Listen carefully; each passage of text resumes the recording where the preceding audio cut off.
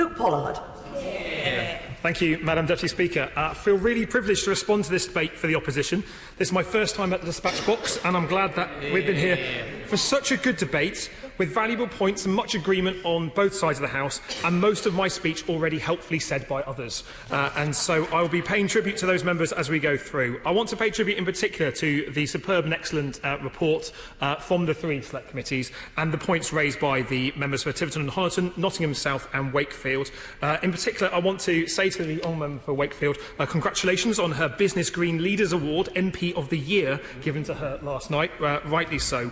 Madam Deputy Speaker, there are two things that I think we can take from this debate today. Firstly, that there is cross-party consensus that there is a crisis in air quality that's been building for many years. And secondly, is that there is a number of voices from all sides, all parties and organisations saying government has been too slow in addressing this crisis and more needs to be done. Bold action is absent is how my West Country neighbour, the member for Tiverton and Honiton, described it, and he is right. It's not an understatement to say there's a genuine public health emergency in our towns because of poor air quality. We know that poor air quality and air pollution is linked to cancer, asthma, stroke and heart disease.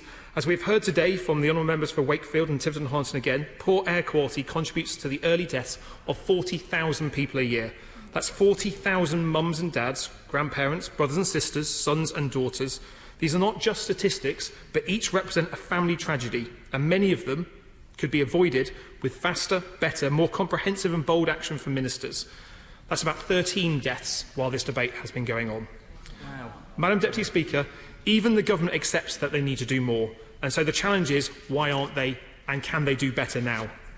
On legal limits, one of the most damaging and damning reports of the Select Committee report was the comments from the UN Special Rapporteur, who said he was alarmed that despite repeated judicial instruction, the UK government continues to flout its duty to ensure adequate air quality and to protect the rights of life and health of its citizens. It has violated its obligations.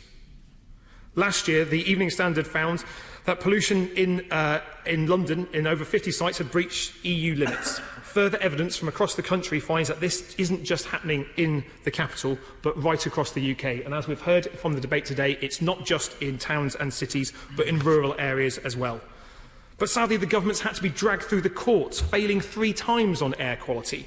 In April 2015, in November 2016, and for the 3rd time in February this year, where Judge Mr Justice Garnham declared the government's failure to require action from 45 local authorities with illegal levels of air pollution in their area unlawful. It shouldn't take the courts to get the government to act in this respect. And while I appreciate the Minister who will be responding was not in his post at the time, the government he represents was. A recent FOI request, Madam Deputy Speaker, revealed the government has spent £500,000 fighting and losing dirty air court cases.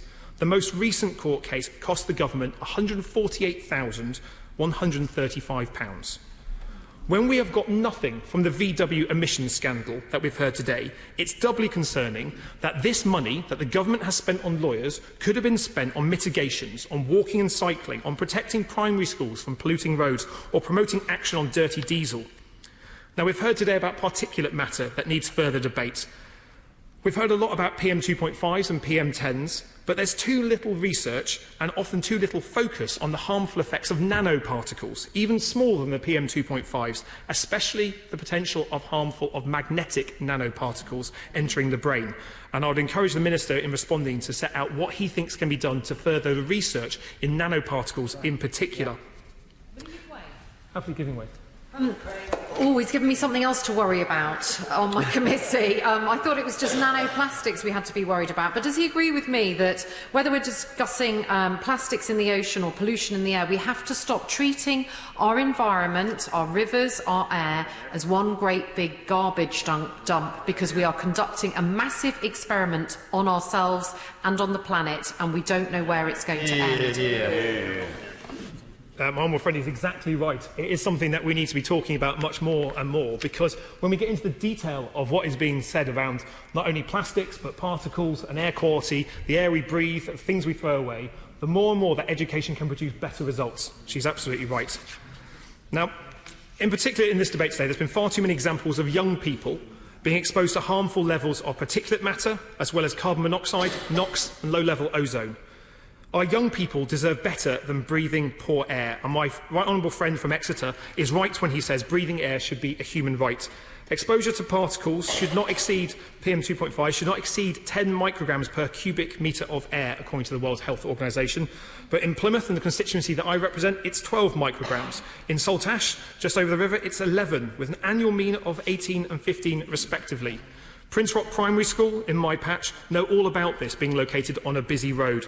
And we've heard from many other honourable members about schools close to busy roads affected by poor air quality. I asked the Minister, does he have a similar school in his constituency?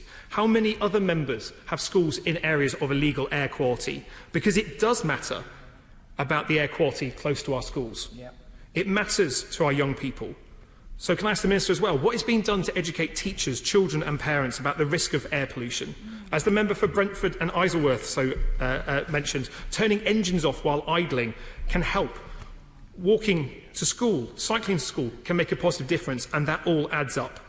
But if initiatives like the Daily Mile are through areas with poor air quality, the effect and positive contribution of that work can be limited in itself.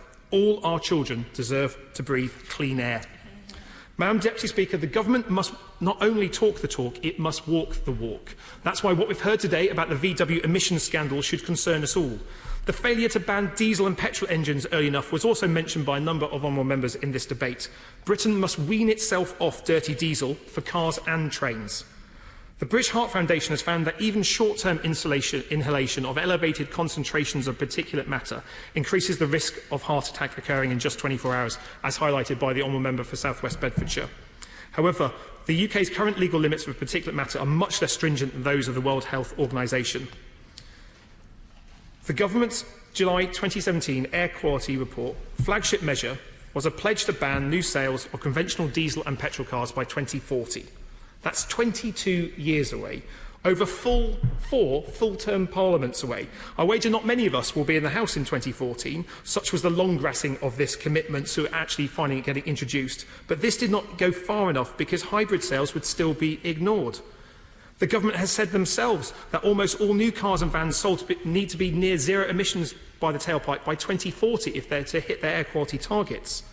We know there's been criticism of this lacklustre pledge from mayors such as Sadiq Khan and Andy Street. We are in the slow lane when Britain should be leading.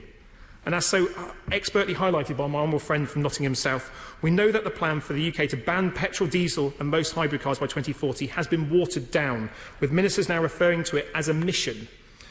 And the much-trumpeted Road to Zero strategy has been plagued with delays. I'd be grateful if the Minister could perhaps explain what a mission is. Not quite a commitment, less than a pledge, certainly not legally binding, perhaps more than a hope and a prayer, but not quite a plan. A mission simply is not good enough. We know that the Transport Secretary has cancelled rail electrification, something rightly criticised by the Transport Select Committee in their recent report. Rail electrification projects means Britain Railways are still going to be running on dirty diesel for many, many years to come. Madam Deputy Speaker, we've heard today far too often that the government works in silos. It's simply not good enough for DEFRA to push out press releases on air quality when the Department for Transport is busy pushing back commitments on diesel engines and cancelling electrification. But it doesn't have to be like this. Members today have highlighted the urgent need for a Clean Air Act. I'm proud to say that Labour would introduce a Clean Air Act. We will act on air pollution and deliver clean air for the many, not just the few. And that really matters because, as the member for South West Bedfordshire himself said, this is about social justice because the links between poverty and poor air are there for all to see, between the injustices of poorer communities breathing in poor air quality and the shame that far too little has been done to help them. The fact that poorest communities are hit by the worst air pollution should shame this government and shame our society.